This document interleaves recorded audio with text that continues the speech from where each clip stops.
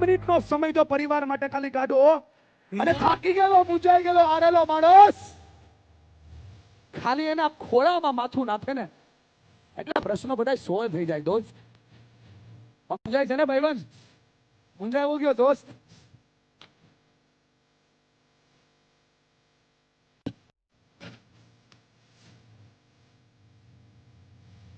આ થાય તો દુનિયા બની જાય દોસ્ત.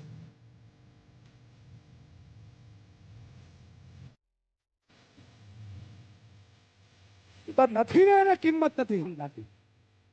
એક મિનિટનો સમય પરિવારને આપી દો, દુનિયા તમારી થઈ જાય યાર. આ પરિવાર છે. શેરિંગ કરો તો સોલ્યુશન છે. નવરો તો એટલે વાત નથી કરતો દોસ્ત. જાતને પૂછ. છેલ્લે એના ખંભે હાથ મૂકીને એને ક્યારે પૂછ્યું કે બા તું રાજી છો?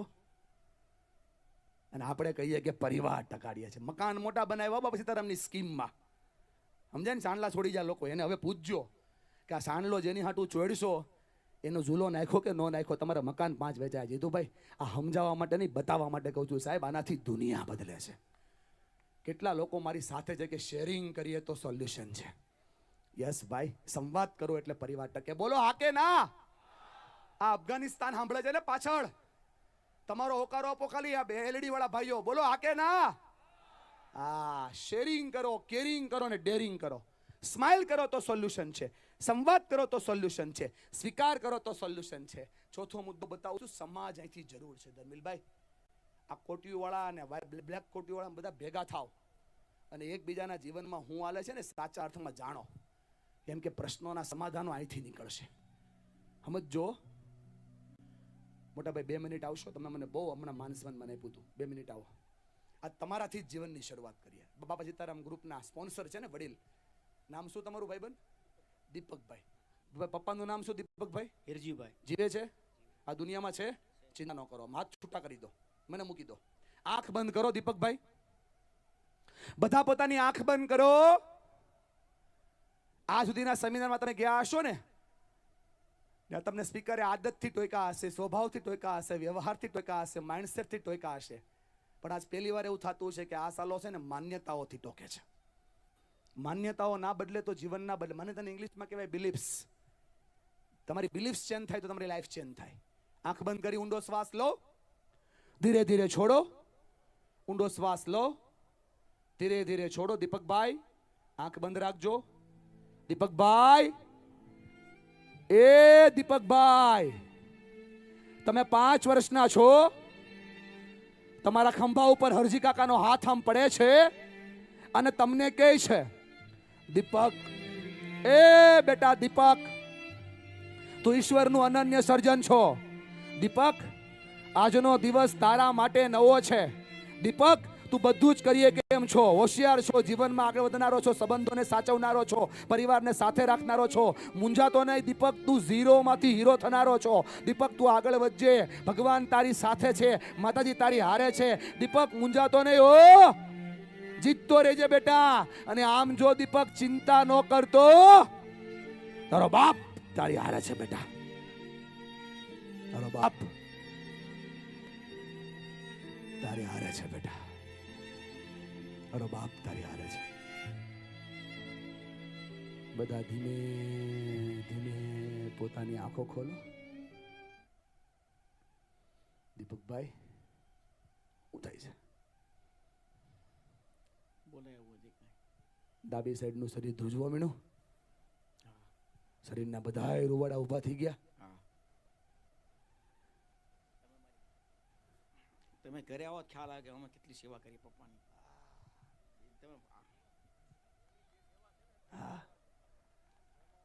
અરે બાપુ, મને તો ખબર નથી એના પપ્પા ક્યાં છે, પણ એના શરીરનું ટેમ્પરેચર. જય હો, જય હો. આ જો આ દુનિયા જે બોલવા આવે છે ને ઊભા થઈ થઈને, એ બાપની કિંમત છે. પણ અમારે જે સમજાવવું છે હવે હું સમજાવું. હરજી બાપાનો હાથ તો ખંભે આવતો નથી, હિરજી બાપાનો હાથ. પણ આજે મારો હાથ આમ ખંભે આવ્યો, તમને એવું લાગ્યું ને કે આ હાથ હરજી બાપાનો છે, આ તો મનીષનો છે. હું ખાલી એટલું સમજાવું છું તમારા માધ્યમથી. તમે તો બહુ સારી સેવા કરો છો, પણ તમારા માધ્યમથી કે હવે તો આ હાથ મજબૂત છે ને દીપકભાઈ, આ મજબૂત હાથ જો દીકરાઓના ખંભે ને બાપના ખંભે જાય ને તો આખો પરિવાર ટકી જાય. ભલા માણસ, એટલા માટે કહું છું કે સહકાર આપો તો પરિવાર ટકે છે. બોલો આ કે ના? સપોર્ટ આપો તો પરિવાર ટકે છે, સહકાર આપો તો પરિવાર ટકે છે. બેઠેલા બધાને કહું છું, સપોર્ટ કરો ને તો પરિવાર બચી જાય, સહકાર આપો તો પરિવાર બચી જાય. બે ભાઈમાં પ્રશ્નો તો ખાલી એટલો જ છે ને કે એક ભાઈ વધારે કમાય છે અને બીજો ભાઈ ઓછું કમાય છે. ઓછા કમાનારા ભાઈના ખંભા પર વધારે કમાનારો ભાઈ ખાલી હાથ મૂકીને એટલું કે ને, ભલા માણા મૂંઝાવાનું થોડું હોય, તું ઓછું કમાતો હોય ચિંતા ન કર, તારો ભાઈ બેઠો છે, પરિવાર ટકી જાય. દેરાણી જેઠાણીના ખંભા પર હાથ મૂકે, પરિવાર ટકી જાય. સાસુ વહુના ખંભા પર હાથ મૂકે, પરિવાર ટકી જાય. બોલો આ કે ના? સાહેબ, સપોર્ટ કરો એટલે પરિવાર ટકી જાય. પગ ખેંચવાનું બંધ કરો અને હાથ ખેંચવાનું ચાલુ કરો, સમાજ ટકી જાય. આ પગ ખેંચવાનું બંધ કરો તો સમાજ ટકી જાય. સાહેબ, પગ ખેંચે ને એ બધા જૂતી પાસે રહે, એનું સ્થાન જૂતી જેટલું, અને હાથ ખેંચે ને માથા પાસે એનું સ્થાન સરતાજ જેટલું. પગ ખેંચે એની બહુ કિંમત નહીં કરવાની, ભલા માણા બૂટ જેવા માણા હોય, અને હાથ ખેંચે એ તાજ જેવા માણા હોય. બોલો આ કે ના? સાહેબ, સપોર્ટ કરો એટલે પરિવાર ટકે છે. રામાયણની અંદર લક્ષ્મણે રામને પૂછ્યું કે ભગવાન, બુદ્ધિમાં આગળ, ક્ષમતામાં આગળ, જ્ઞાન નીતિમાં આગળ, પોલિટિક્સની અંદર આગળ, રાવણ તમારામાંથી બધાયમાં આગળ, તો આ રાવણ તમારાથી હારી કેમ ગયો? લક્ષ્મણજી રાવણ પાસે ગયા, આખી વાત મૂકી. વાત બહુ લાંબી પણ ટૂંકમાં કહું. છેલ્લો સવાલ લક્ષ્મણે પૂછ્યો કે બધું સારું હતું તો તમે ભગવાન રામથી હાર્યા કેમ? મરતી પથારીએ રાવણે છે ને હાથને આમ કર્યો અને વિભીષણની સામે આંગળી બતાવી. વિભીષણની સામે આંગળી બતાવીને રાવણ મરતા મરતા બોલ્યા છે કે સુનો ભાઈ લક્ષ્મણ, જીતવા માટે ભાઈઓ ભેગા જોઈએ. જેના ભાઈઓ ભેગા હોય ને ઈ જીતે છે. બોલો આ કે ના? માટે સપોર્ટ કરો તો પરિવાર ટકે છે. કોઈ સમાજનો નાનો માણસ કામ કરતો હોય તો એને ટેકો કરો. કોઈ નાનો ગાયક કલાકાર હોય તો એને મંચ આપો. કોઈ મોટો સરસ મજાની કલા કરતો હોય તો એને સ્થળ આપો. કોઈ માણસ થાકી ગયો હોય, હારી ગયો હોય તો એને ઉર્જા આપો. ભલા માણસ, આ સપોર્ટથી પરિવાર ટકે છે. બોલો આ કે ના?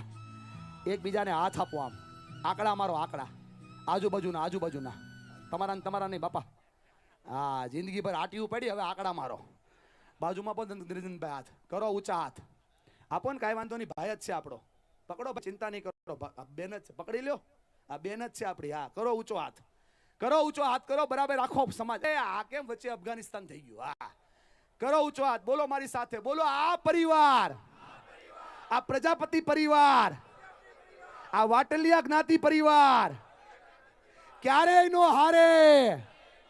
એટલે મારા કરતા તમારો અવાજ, અને ઓલા ભાઈ જો હજી હાથ મૂકીને હાથ નથી પકડતા, તમારો હાથ મૂકો ને ભાઈ. એ તમને કહું, ગુલાબી શર્ટ પકડો, બાજુવાનો હાથ પકડો, ઊભા છે બેને કહું, તમને કહો ભાઈબંધ. હા, તમને ઊભા એને, હા આ તો પકડો ને બાજુમાં, વિદેશથી આવ્યા છો, કરો કરો, બાજુવાળાને હાથ આપો. હા, બોલો આ પરિવાર, આ પ્રજાપતિ પરિવાર ક્યારેય નો હારે. કેમ કે આ પરિવાર છે એકબીજાના સહારે, એકબીજાના સહારે. બોલો મારી આરે, જબ હમ સબ સાથ હૈ, जब हम सब साथ हैं तो डरने की क्या बात है. बोलो आ के ना? साथ આપો તો પરિવાર ટકી જાય, સહકાર આપો તો પરિવાર ટકી જાય. ભલા માણસ, સપોર્ટ કરો તો પરિવાર ટકી જાય. બોલો હા કે ના? બાપા, તમે જ્ઞાતિને ભલે ગમે એટલા વર્ષથી ભેગી કરતા હોય, આંકડા એને આજ ભીડ્યા છે. આંકડા ભીડે ને તો તાકાત બને. બોલો હા કે ના?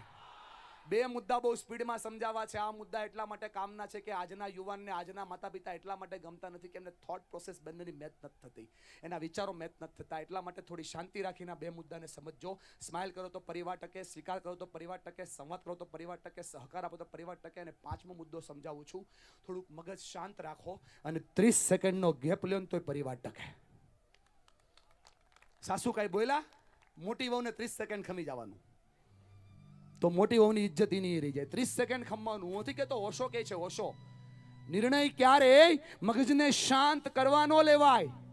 નિર્ણય હંમેશા મગજને શાંત કરીને લેવાય. ઓલવેઝ ડિસિઝન મગજને શાંત કરીને લેવાનું. ભાઈબંધ, કોઈ કાંઈ બોલે છે 30 સેકન્ડ ખમી જાઓ. મગજની ઉપર બરફની પાટ મૂકી દો. પહેલી ફેક્ટરી બરફની ફેક્ટરી. દિમાગને શાંત જ રાખવાનું. દાદા 60 પછી જેટલું દિમાગ શાંત રહે એટલું સારું. રોટલી ઉપર ઘી વધારે આવે, ટાઈમ ટુ ટાઈમ ચા આવે. જેટલું દિમાગ શાંત એટલી મજા. આ ડીઝલ એન્જિન ગરમ બહુ થાય બાપા, બહુ ગરમ નહીં કરવાનું. બા બધું હલાવી લેવાનું. બોલો આ કે ના? 30 વાર 30 સેકન્ડનો પ્રયોગ કરો, પરિવાર ટકી જશે. બેનો તમને શું મળશે? કેમ કે મેળાગો તો કરે નહીં. બેનો ફાયદો એ થશે કે તમારે કોઈથી બોલવું નહીં પડે. અરે રર મારે કહેવાનો મતલબ એ નહોતો. આપણે દિવસમાં 5 વાર આવું બોલવું પડે છે. 30 સેકન્ડ ખમી જાઓ તો પરિવાર ટકી જશે. આ 30 સેકન્ડમાં મનમાં 5 સવાલ પૂછવાના. હું કોણ છું? હું કોણ છું? હું ક્યાં છું?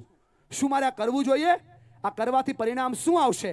અને એમની જગ્યાએ હું હોત તો હું શું કરતો હોત? 5 સવાલ પૂછો ને, પરિવાર ટકી જાય. મોટા ભાઈ, આજથી 22 વર્ષ પહેલા જો આ 5 સવાલ પૂછ્યા હોત ને તો ધંધો, તમે અને પરિવાર ક્યાં હોત?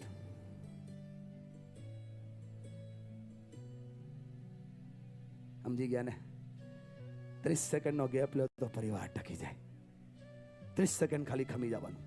મોટા ભાઈ કઈ બોલ્યા? 30 સેકન્ડ ખમી જાઓ. સાસુમાં કઈ બોલ્યા? 30 સેકન્ડ ખમી જાઓ. 30 સેકન્ડ ખમી મગજને શાંત કરો. બીજી ફેક્ટરી ફિટ કરો. બીજી ફેક્ટરી જુબાન ઉપર મૂકો. Sugar factory. મીઠું મીઠું જ બોલવાનું. કડવું મૂળ નહીં બા. વાણી કરે ઘાણી. તમારા શબ્દો સામેવાળાનો જીવ લઈ લે. શબ્દો છે ને, શબ્દો એ મલમે છે ને શબ્દો ઘાય છે. બોલ્યા પછી અને બોલ્યા પહેલાનો ફરક કહું. શબ્દો બોલો પછી તમે એના ગુલામ, અને ના બોલ્યા હોય ત્યાં સુધી તમે એના માલિક, ભલા માણસ. માટે શબ્દો પ્રેમથી ઉચ્ચારવાના. બોલો આ કે ના? અને ત્રીજી ફેક્ટરી, પ્રેમની ફેક્ટરી. બધાને ઇજ્જત દેવાની બા, એટલે આપણને ઇજ્જત મળે. 30 સેકન્ડનો ગેપ લ્યો એટલે પરિવાર ટકી જાય. બોલો હા કે ના?